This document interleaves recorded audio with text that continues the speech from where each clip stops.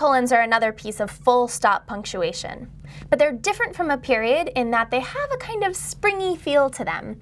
They launch the reader into the next idea. One of the ways that you can use a semicolon is to join two complete thoughts that are related to each other.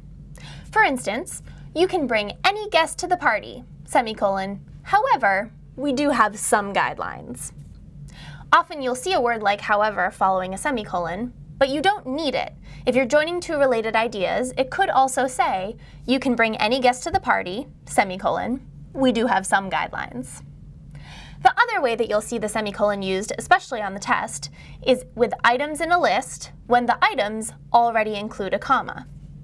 We will only admit guests from Dubuque, Iowa, semicolon, Seattle, Washington, semicolon, and Tallahassee, Florida.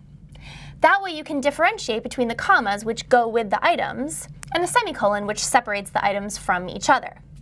Either way, the semicolon gives you that little extra bounce that you need to launch the reader into the new idea.